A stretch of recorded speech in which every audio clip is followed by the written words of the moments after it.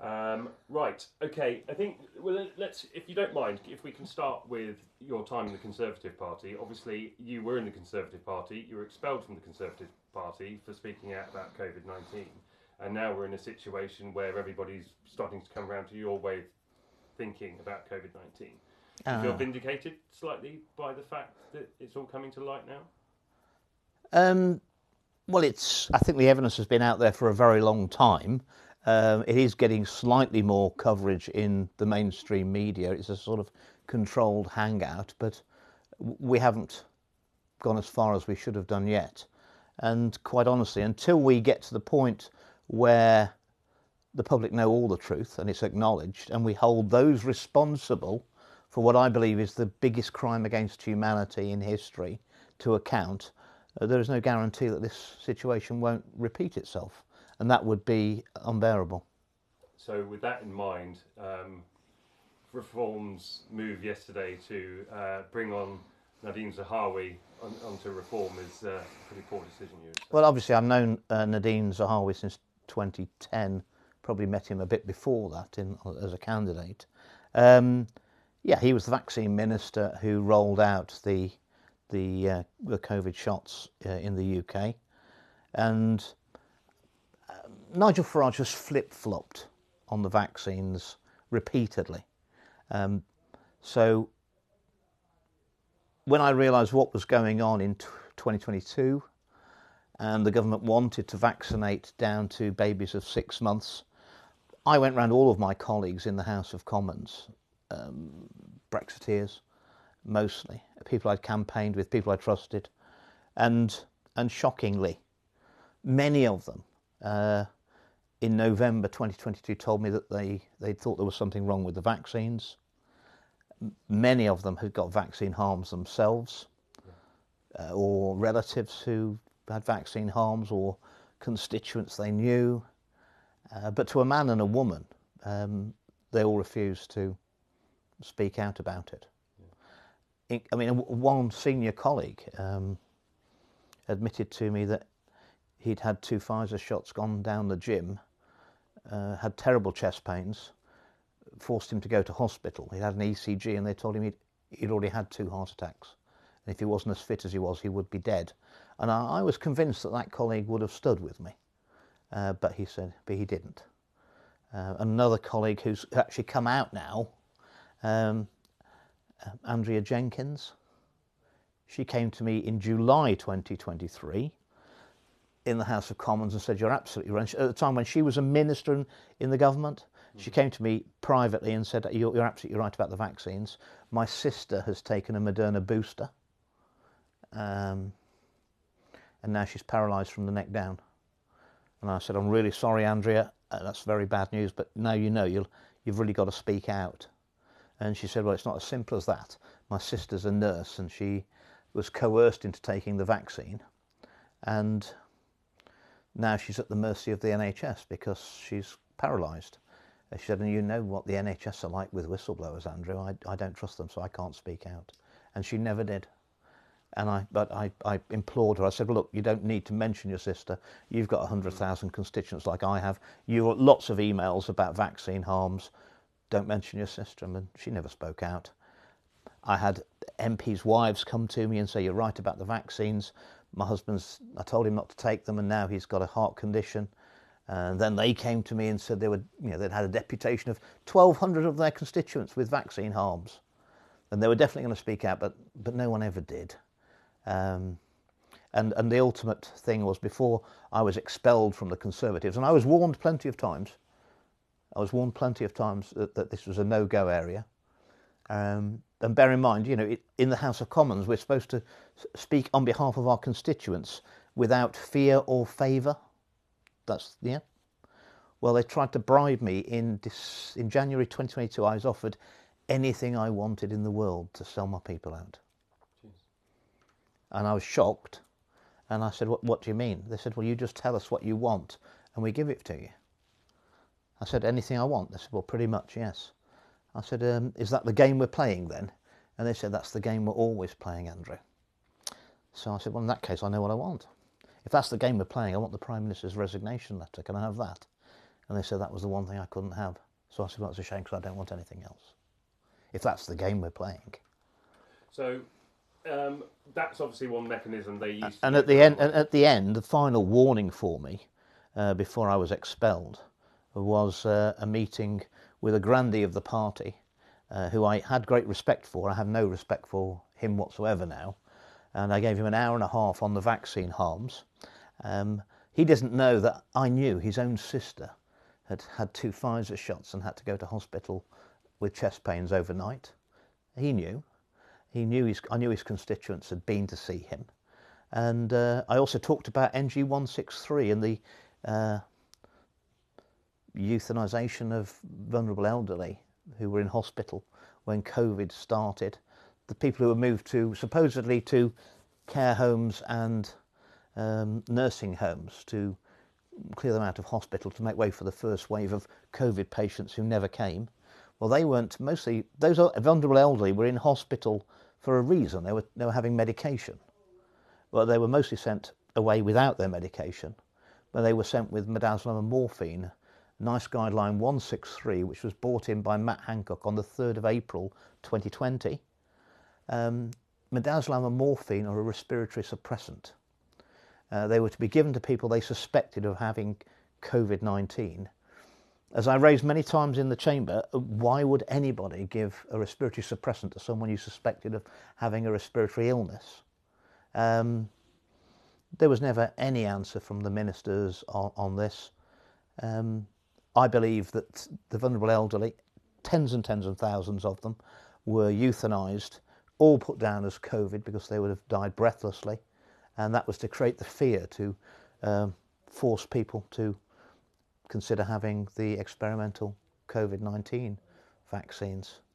So at the end of that meeting, where I'd explained all my concerns about the vaccines and NG163, the murder of vulnerable elderly, to create hysteria, I was told by the party line was, Andrew, there is currently no political appetite for your views on the vaccines.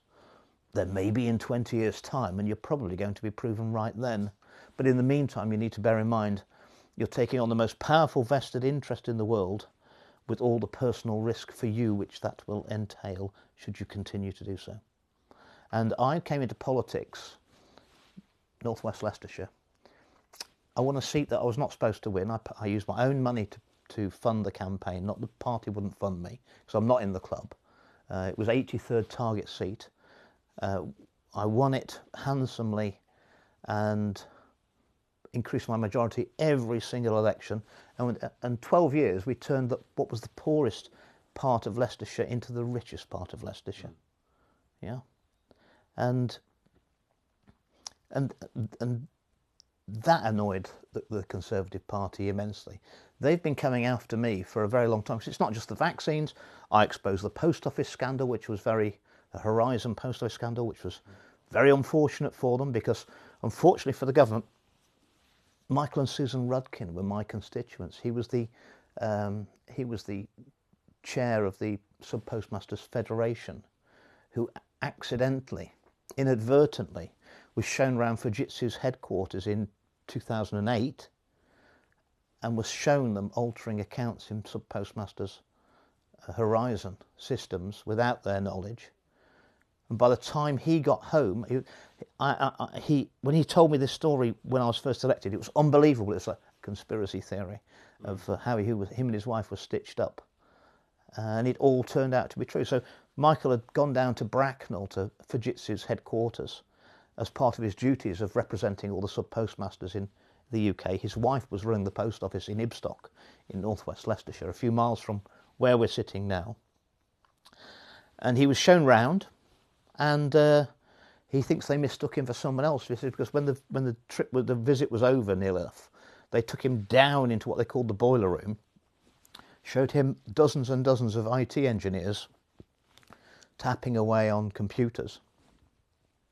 And he recognised that they were working on Horizon, because obviously he'd run that system himself.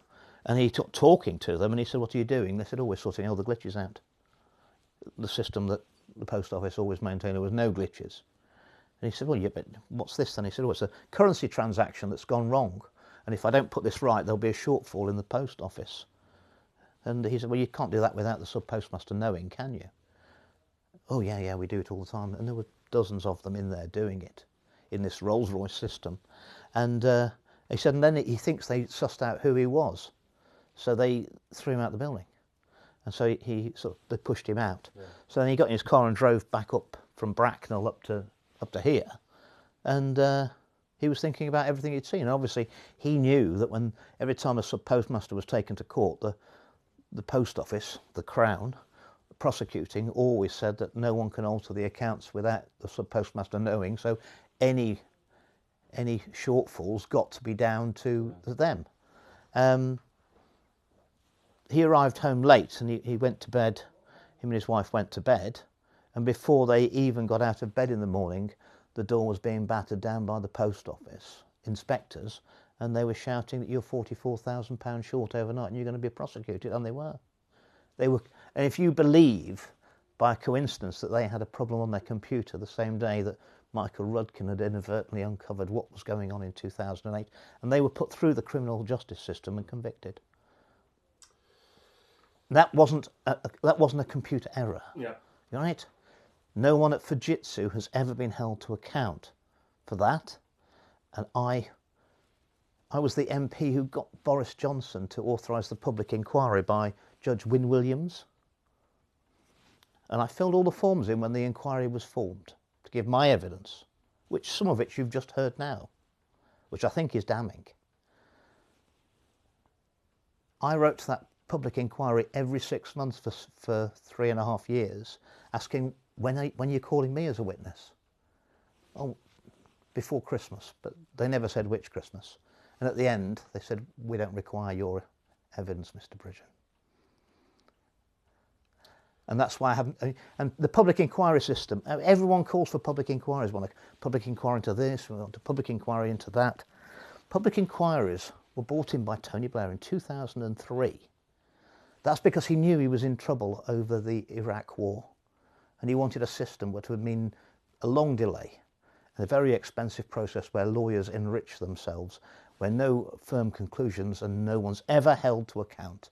And that is the public inquiry system. We don't need public inquiries in this country. We don't need a public inquiry into COVID-19 or the vaccines or NG163. What we need is private criminal prosecutions of individuals where the allegations are put and the evidence is put against them for their criminal acts. And they say, what's your defence? We'll see you in court.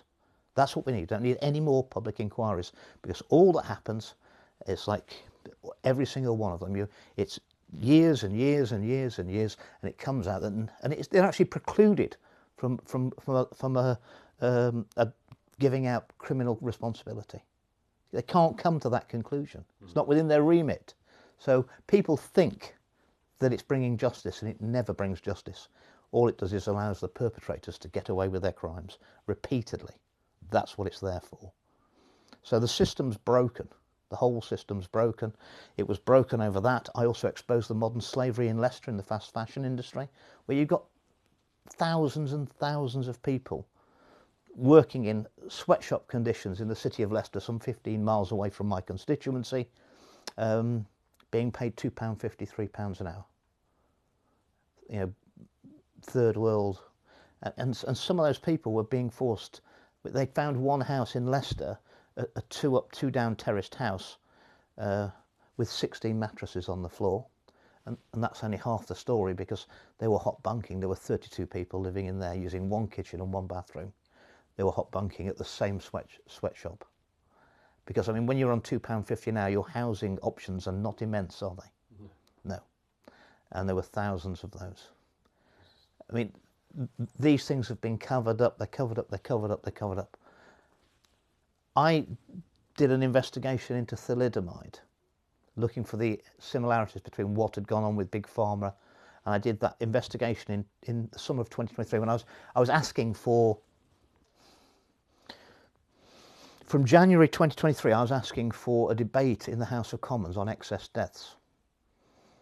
After a pandemic, if we've had a pandemic, and sadly the weak and the vulnerable have passed before their time, so we've had excess deaths, we've had a lot of deaths.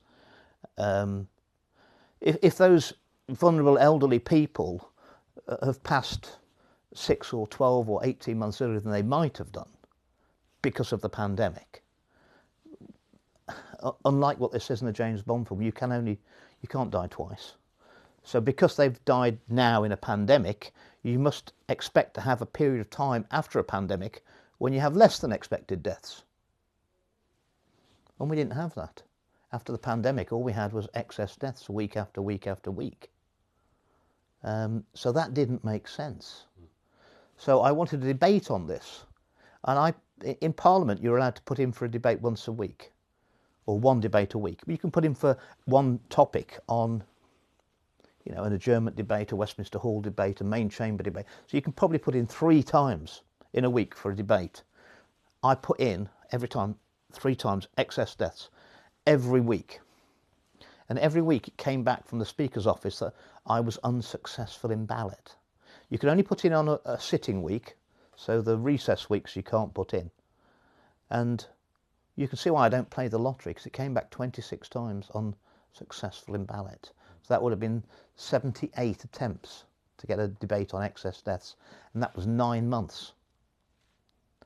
And in the end, in the summer of 2023, I made a little mini documentary called Thalidomide, The Real Story. And I sent it to the Speaker. And I don't know what you know about thalidomide. I didn't know the full facts about it. Thalidomide was produced by a German company called Chemie Grünenthal. Grünenthal was formed after the war, and they recruited former Nazi scientists as their research department. Their head of research was a gentleman by the name of Heinrich Mulker, and he'd been indicted for war crimes against the Poles in Poland during the war, but he was never prosecuted. And he developed thalidomide. Grünenthal gave it was an anti-nausea drug, and its selling point was that you couldn't overdose on it, so you could take as much as you wanted. And it was given out for free to Grünenthal's staff before it went to market. And they actually had the wife of an employee gave birth to a baby with no ears, but they didn't say anything. And they pushed it out to market. And what they didn't know, or maybe they did know, but what the public didn't know was that thalidomide crossed the blood placenta barrier, and it entered the fetus, and women were being prescribed it for morning sickness. And it prevented angiogenesis, which is the formation of blood vessels. And obviously, the effect on the fetus depended on the amount of the drug that the mother took and the stage at gestation which she took it. But that's about half of the babies died, and half were born with terrible life-changing injuries, mainly of short limbs, because the arms and the legs couldn't grow because angiogenesis was being prevented by the drug. Thalidomide was withdrawn in 1961 in Europe due to the concerns over the side effects, and it would have affected tens and tens of thousands of pregnant women and their babies. It was 1962 before they withdrew it in South America. And the management of Grünenthal had got injunctions on the press in the UK to stop them printing stories linking thalidomide to birth defects. Looking through the file, that went to the Strasbourg Court of Justice, but didn't go until till the 1970s, and it was overturned. And 3 Strasbourg judges said that the word thalidomide was not allowed to be debated in the House of Commons until 1972. So it was 11 years it was covered up. And these judges in Strasbourg decided in their judgment that consecutive speakers of the House of Commons had deliberately suppressed debate on thalidomide for 11 years, which meant no compensation for the victims. And eventually Grünenthal got out of it by putting up a £3 million fund for compensation, which was far less than the profit they'd made out of it. And they did that in return for, guess what? Immunity from prosecution. Yeah. That sounds familiar, doesn't it? Very. Well, it sounds more familiar when you find out that. Do you know what the marketing slogan for thalidomide was? Safe and effective. Yeah. And Big Pharma are actually precluded, following thalidomide, from using the words safe and effective to describe any of their medications without caveats, because there are always side effects. Yeah. But of course, when we got to the COVID-19 vaccines, so-called vaccines, gene therapies, it was politicians and doctors who declared that they were safe and effective. Because they were that marketing arm for Big Pharma, making claims that Big Pharma could never have said legally following the thalidomide scandal. And I pointed this out to the Speaker of the House of Commons and said, Lindsay, I've gone 9 months, I can't get a debate on excess deaths. We wouldn't want history to repeat itself, because this is what the judges said about the Speakers of the House of Commons. And he found me a debate then within 3 weeks. So I think it was the end of October 2023, I got the first debate on excess deaths in the UK, and it had taken me 9 months. It was something that was affecting every constituency in the country, and I got the public to write to every MP and say, we're interested in this, please attend this debate. And no one turned up to my debate, did they? But the public gallery was full, and you heard the cheering from the public gallery through the bulletproof glass that you've never heard in Parliament before. Never the gap between politics and the people, or our elected representatives of the people, being so wide. And that's the power that Big Pharma have, and the most powerful vested interest in the world. And I came into politics a very rich, self-made man. I was worth about 15 million. I was running my own business, making £3 million a year profit. I had no debt. I had 2 million in my private pension fund. And I thought I could put something back into my society and improve North West Leicestershire. And I think we have. But because of what I've done and the campaigns I've fought for justice for the postmasters, the modern slavery in Leicester, the vaccine harmed, I came out of politics penniless. Because the government moved against me. Those most powerful vested interests in the world moved against me. Through very corrupt judicial systems, I've lost control of my business. I can't even access my private pension. My house was taken off me by HS2, and £500,000 less than it owed me, and £360,000 less for it than I'd paid for it 5 years before. That was not by accident. I'm the only MP who had to sell his house to HS2. I opposed that for 10 years and said this is going to be a disaster, and it's going to end up costing a fortune. And that's another fraud. HS2 is a massive fraud. It's just a land grab. After 13 years and £50 billion worth of taxpayers' money, do you know how much track they've laid? Not 1 yard. We're supposed to have had trains running by 2020. Well, yeah, quite. So, I mean, it's fraud after fraud after fraud. And I'm afraid we need the current system of governance we have in this country and around the world is so deeply flawed. It is not there to protect or represent the interests of the people. It is there to represent the elites that it's set up for. And if you play in that game, you cannot win. We need a new system of governance. We need the truth to come out about what's been going on. And we need a new system of governance, a completely new system that actually serves the people. Because the system we've got, with your digital ID we'll be talking about shortly, is there to enslave them. What do you see as that alternative being? You can't trust politicians, they're too corruptible. So they're human and they're very corruptible, and also most of them are not brave. So what we need is direct democracy. People will say, oh, I'm not interested in politics. Well, when you're not interested in politics, we end up in a situation like this.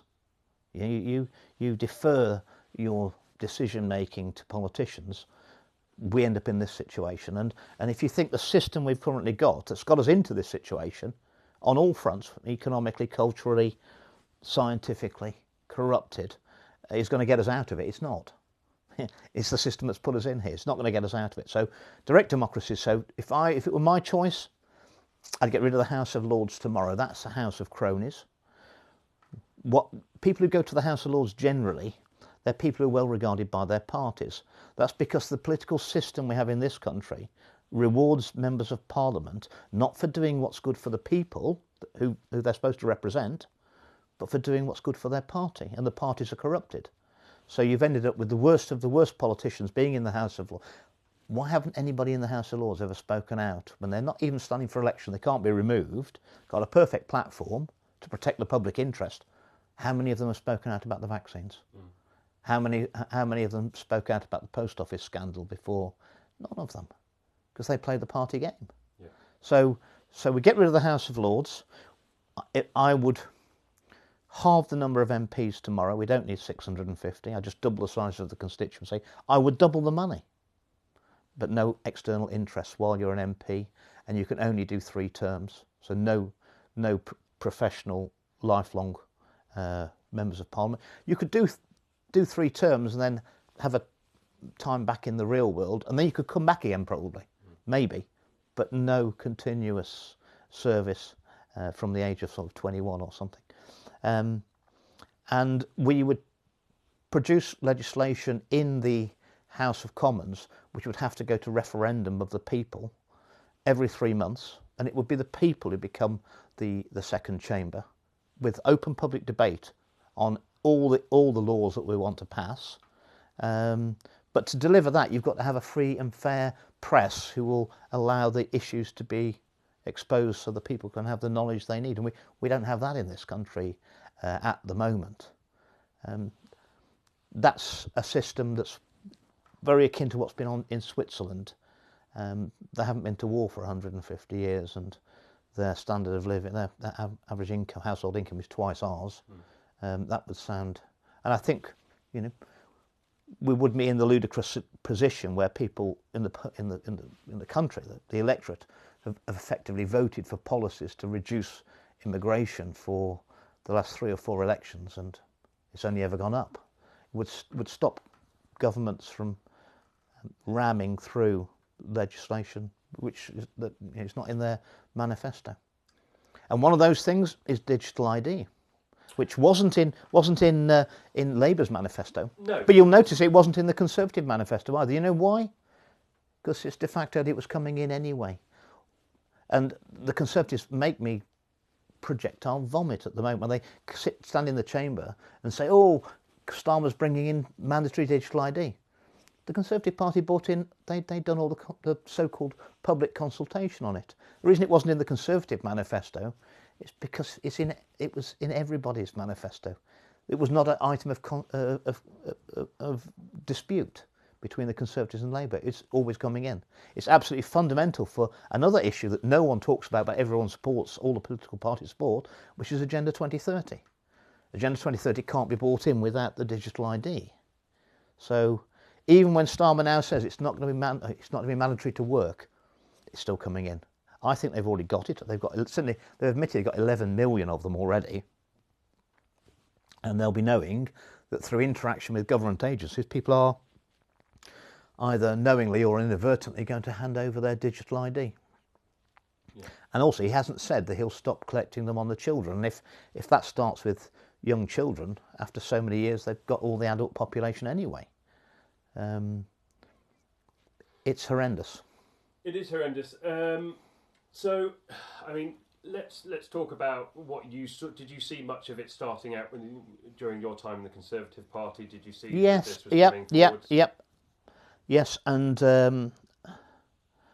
I spoke on a number of issues to Nigel Farage in 2023.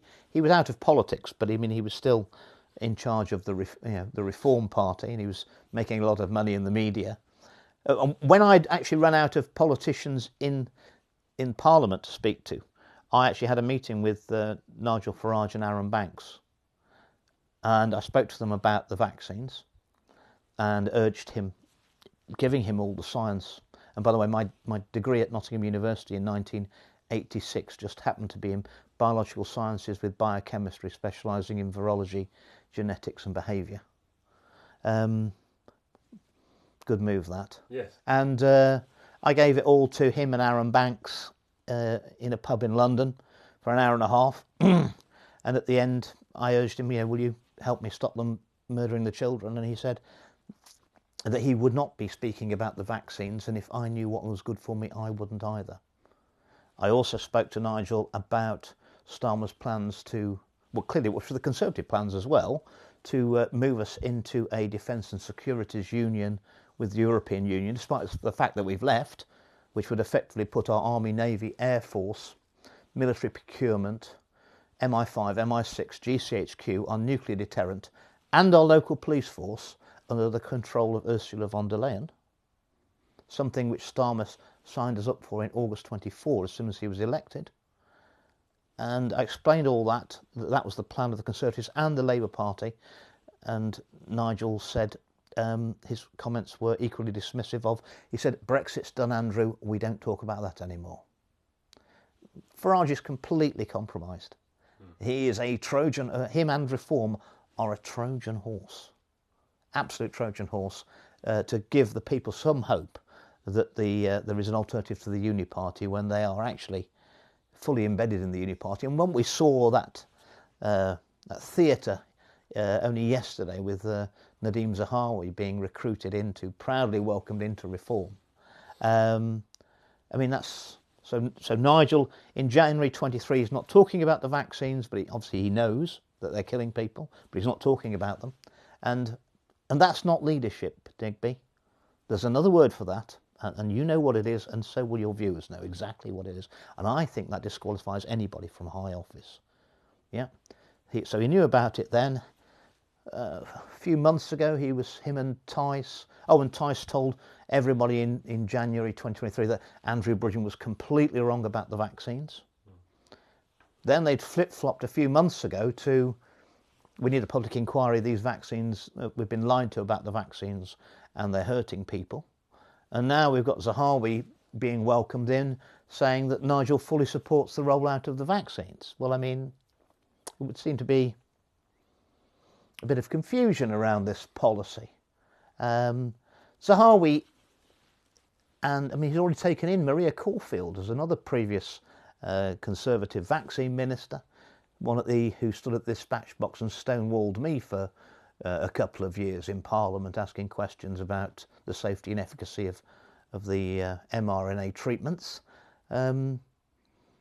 These people need political cover. I mean, they're guilty of crimes against humanity, and then they're not not the most guilty, but they're clearly guilty, I believe, and they want cover. So that, of course, they want to be into the party that's probably going to be in power next for that protection. I mean, Boris Johnson will be coming in there soon. Honest Johnson. So I think one of the things that people struggle with is it's not a stretch to believe that all these things are happening and they exist. But what people struggle with, I think, the most is, why is this happening? And it's like, yeah, but that can't be true, because why would they want to do that? What is the reason? We've had COVID. We've been locked inside our houses. We're now having digital ID forced upon us. They can say that they're not going to force it upon us now, but they are. It's very clear. What is? I mean, I think you and I both know the motives behind this, but for the benefit of everybody else, in your words, what is the end goal and why do they want to achieve it? Well, it's unpalatable thought, but I mean, I think you have to look at it logically, and I've had plenty of time to look at it logically over probably the last 3 or 4 years. I'm afraid the bad news is that the AI and robotics are so good that the world's super elite, and we're talking about people worth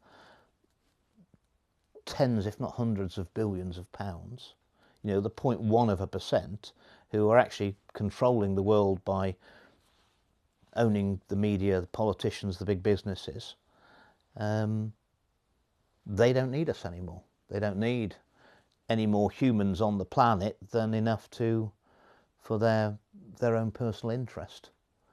Because the robotics and the AI are so good, and they're better at doing the jobs that need to be done than humans. So they've created this absolute pseudoscience of man-made global warming and demonising carbon dioxide, so that they've got another method to tax us, reduce our freedom. In fact, persuade people to join the religious cult of man-made climate change, and then we'll give up our freedoms, willingly, hand in our cars and not have children to save the planet, which is a fantastic contract that they've done, and politicians around the world are playing the game, and as there's so much with it's the developed world committing economic and cultural suicide deliberately through these policies, being brought in lockstep, whether that's uncontrolled migration, net zero. I mean, we are. It was clear to me some years ago, and when you do the analysis before COVID, just before COVID happened, the world's super elites invested $500 billion in China. During the lockdowns, they put another £500 billion worth of investment, and through bringing in the Great Reset and net zero, what we've done is priced ourselves out of making anything in the developed world. So now we're in the ludicrous position where energy costs in the UK are 5 times more expensive than China, 4.5 times more expensive than India. And where's all the work that we used to manufacture in the UK and sell to the world, which we are no longer capable of doing? Where's it all going? It's going to China and to India. And in the ludicrous measure of the economics and statistics of net zero, if we don't manufacture the goods and just bring them in from China, it goes on their carbon footprint, not ours.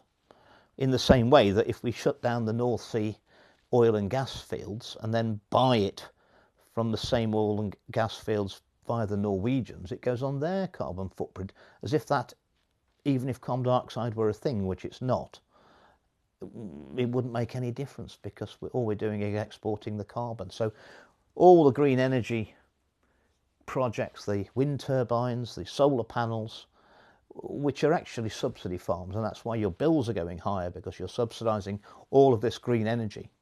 There's all those so-called green energy projects, they're all manufactured using coal-fired power stations, cheap electricity in China. We've got the Trent Valley here, which is the border mostly between Derbyshire and Leicestershire on that side. We used to have a lot of power stations. We had the last power station, coal-fired power station in the UK, was actually just about 4 miles north of here at Ratcliffe-on-Soar, just over the Trent on the Nottingham side. But I remember the power stations along the Trent Valley being dismantled, and I spoke to some of the engineers only a few weeks ago who did the disassembling. All the gubbings out of those coal-fired power stations were boxed up and sent to China. Within months, they would have been producing cheap coal-fired power station energy in China. So where was the net gain for the planet? Where was the net gain for the planet? All we did was gave China all our work and priced ourselves out. And that's even if carbon dioxide were a thing, which it's not. It's self-sabotage, isn't it? And I think it's all designed, personally, the way I see it. And it really annoys me when the government say, consecutive governments, we're going to smash the gangs. Yeah. Now, I put it to you that anyone with a modicum of intelligence must realise something's going on. If, with all the power of the state, of MI5, GCHQ, Special Branch, the military, how many gangs have been smashed or infiltrated? Why has no one ever analysed, one of our scientific labs analysed the dinghies as to where they come from, who's manufacturing them, who's selling these large numbers of dinghies to people, and track it down that way? Why haven't we got some undercover agents to infiltrate the illegal migrants and find out who they're having to pay all this money? I mean, it's not rocket science, is it? Right. There's only one gang has been smashed, Digby. But that was a gang that was smuggling disillusioned migrants back to France. They got smashed, and they're all in prison now. Wow. I think that tells you all you need to know about it. It's government organised. Yeah. Isn't that treason? Yes. Right. It drops into place. Are you old enough to remember when Tony Blair got into power in 97? Yes, I am. And you admit it. Interesting, good. Good man. Right, well, I was interested in politics, but obviously I wasn't involved in to the extent I am now. And obviously Labour had been out of power for 17 years. You'd think they'd have some priorities for legislation as soon as they got in, wouldn't they, to start turning the country round. Do you recall what the first piece of legislation the Labour government, New Labour, put through? I do not. It was not in their manifesto. It came out of left field. No one could understand what is a priority. But looking back now, it's very obvious why it was a priority. First thing that Tony Blair's new government did in 1997 was take the death penalty out of the Treason Act. You can see now why that might be a priority, can't you? Because I put it to you that what every government since Tony Blair definitely has done is colluded with powers outside of this country against the interests of the British people. Not only is that treason, because they're paid from the public purse, it is high treason. Every one of them's committed high treason. And there was no more high treason committed than working with Big Pharma to introduce a bioweapon into the arms of innocent people in this country, including children. A bit like being a US president and giving yourself a pardon. Yes, well, they're actually immune from prosecution, aren't they? Yeah. Let's bring it back to digital ID then. I think what we need to do now is, because everything that you're saying is completely valid, but I don't think people in the wider picture have the ability to actually bring it all together and see how it all comes together as one thing. So for me, my thing is that digital ID is the final nail in the coffin. It's the means for control. It's the way that they control carbon. It's the way that they control your bank. It's the way that they control your freedom of speech. And we can move on to that, because I want to touch on what's happening with X. Absolutely. As well. Digital ID is the cornerstone of Agenda 2030. And all the parliaments around the world have signed up to it.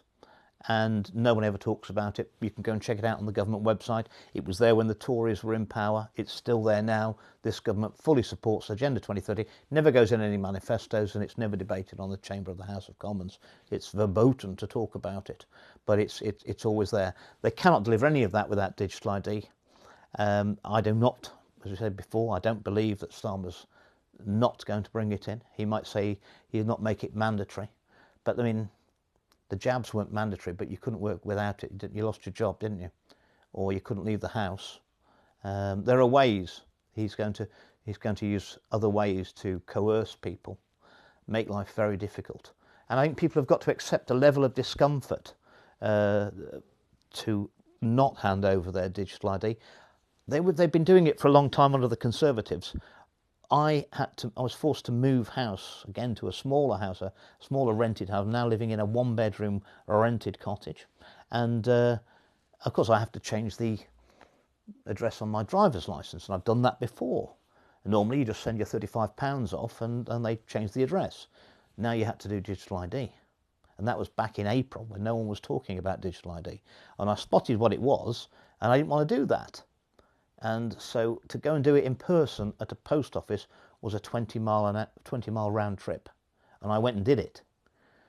I'm not sure that people have got to be willing to do that, to take that level of discomfort, not to hand over your digital ID, and that's how they captured the 11 million digital IDs that they've already got. At least I think they've got a lot more than that, and what they're expecting is that by 2029 most people will have interacted with government through the one login system, which was brought in by Grant Shapps, the business minister, and that's what they're aiming to use, that as a portal to capture people's digital ID. And of course, at the end, it's only a matter of putting all the data together. I mean, I think they've got all this data on us anyway, but it's in silos, attached to your medical records or your education records or your driving records or your police records, you see, and it's all in different pots because the government does have information on us, but it becomes very dangerous when it's all put together. First of all, that it gives huge power of the state over every one of us and every aspect of our life, the central control, but also the security problem is that if someone hacks it, they've got you as well. And And of course, you know, once they've linked it to your bank account, then we can have the basics of the Chinese social credit system, which, let's not beat around the bush. The elites who run the world have decided that that's the model for how they want society to work around the world. They know they can't sell that to any of us in an election. So that's why no one talks about it. But that is the aim they want to get to. And digital ID is an essential building block to allow them to achieve that aim. And they're not going to give it up lightly. Why do you think they're so attracted by the idea of the Chinese social credit system? Well, because you absolute control over every aspect of someone's life. And once they can say, well, if you don't do what we want, we can just freeze your bank account and you won't have any access to it. And you've only got to do a little bit of research and see what happens in China, whereby if, for jaywalking, crossing the street without waiting for the green man to flash, and your picture can be flashed up in the cinema as a person who breaks the rules and you're an outcast. There is an app on Chinese mobiles whereby people who've been denounced by the state of breaking rules, you can see where they are around you and avoid them. I mean, full dystopian future. And that's because, Mr. Starmer decides that you're an undesirable. And this is the same Prime Minister that's now arresting and charging 12,000 people a year in the UK for social media posts. Yeah? The number that were charged in Russia last year was 300, and they've got more than twice our population, to put things in perspective. And I'm just glad we live in a free country. Aren't we both? Speaking of freedom of speech, obviously what's happening recently at the moment is this attack on Grok, or X, due to these images that have apparently been posted online. I mean, I've obviously seen the ones with women being put in bikinis. They keep mentioning children. I've not seen any evidence of it, and they couldn't also share any evidence of it because they would be breaking the rules themselves. Do you see this as more of an attack directly on Elon Musk and his platform for freedom of speech?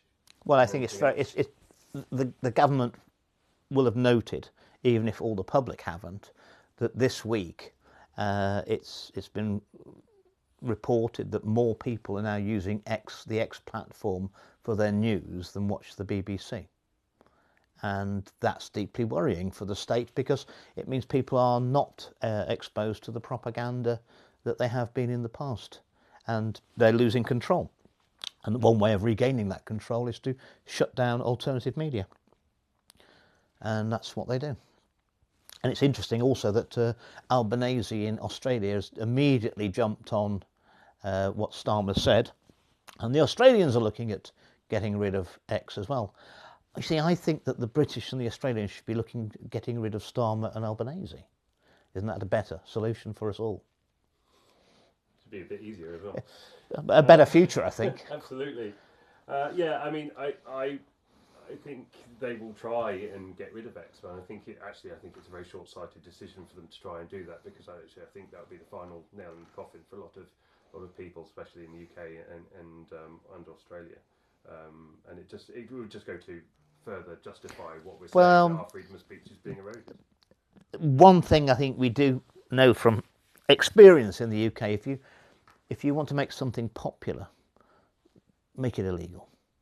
People tend to, and I think it has such a following on X now that there would be a massive public outcry.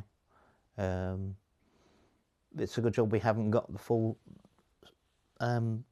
digital ID established now, otherwise familiar registering your opposition to a government policy would be open to sanction, wouldn't we? They can't lock us all up. No, quite. I mean, they have locked a lot of my friends up. I mean, 5 years ago I didn't know anyone who was in prison, but I've known a lot of people who've been in prison in the last 5 years. I visited a lot of people. Well, if we stand together and oppose the digital ID, we've got more chance of not being held as a prisoner of the state. Enemy of the state, yeah. I think I probably am at the moment. I think you probably are. And I know that you've spoken with people recently as well, who some of those people that were arrested, put in jail for their social media posts. And I think everybody's very glad to see that they are back out. No, and also I've been onto the continent to visit people who are being held as political prisoners in other European countries. I'm thinking about, Dr. Rainer Fulmick. You know, he was held in solitary confinement in manacles for 6 months in Germany. Well, they're just about to make the ability for you to say that a politician in Germany is anti-free speech illegal now, aren't they? Well, I mean, that's that meme that went around, which Starmer didn't say, but he was thinking, undoubtedly, that, of course we have free speech in this country, and anyone who says we don't will be arrested. I mean, that's where the Germans are getting to, isn't it? Yes. Yeah. Yes. Yeah. I've just come back from 4 days in the Netherlands, speaking out there and speaking before the premiere of something we haven't talked about today, which is people don't want to talk about really, but I'm afraid it's real as real, and that documentary was about child abuse and child trafficking into the UK, and it's something I've spoken about, and you hit a nerve straight away. They don't want to talk about that. They do not want to investigate it. 20,000 children go missing every single day around the world? At least, I would have thought, yes. I had evidence of tens of thousands being trafficked from Ukraine into the UK for the paedophiles. No one will look at it. It's horrific. And it's just like all those issues that no one wants to talk about, either in the mainstream media or in politics, whether it's the WHO, the vaccine harms, the excess deaths, geoengineering, child trafficking. Whenever anyone doesn't want to talk about anything, that's a red flag for me, from experience, because there's a reason why they don't want to talk about it. I mean, the child trafficking thing is probably the most horrific story out there, and it's the most bitter pill to swallow. And I think if you mention it to people, they go, "It can't possibly happen. That can't be the case." They hide behind the fact that for any decent person, you cannot put yourself in any mindset that could ever contemplate carrying out those acts. Unfortunately, that's part of the protection of the people who do it, and sadly, I've seen the evidence, and it is deeply disturbing, and it's not even police who are involved in investigating child abuse. They only allow them to work on those cases for 2 years because it does affect your mental health, because it is so dark. But that doesn't mean that it's not happening, unfortunately. It's happening, again, around the world. I'm afraid that I think the compromat around child abuse and child trafficking is the glue of loyalty that holds the corruption together in the UK and across the world. There's more money in child trafficking than there is in drugs, because sadly they can only sell the drugs once, but they sell the children many times, and that's unfortunately a fact, and we've got to confront it and deal with this. Why do they do it? Honestly, these people, and I've looked them in the eye in Parliament and elsewhere, they are Luciferians.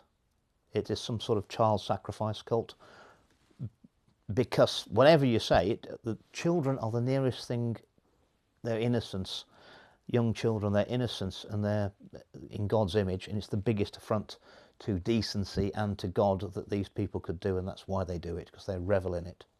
And that's what makes it so hard for people to comprehend. But it's a thing. It is a thing. I think people quite often are quite willing to believe in God, but they're not so willing to believe that anybody could act in the name of the devil. The devil's greatest trick was persuading people he doesn't exist.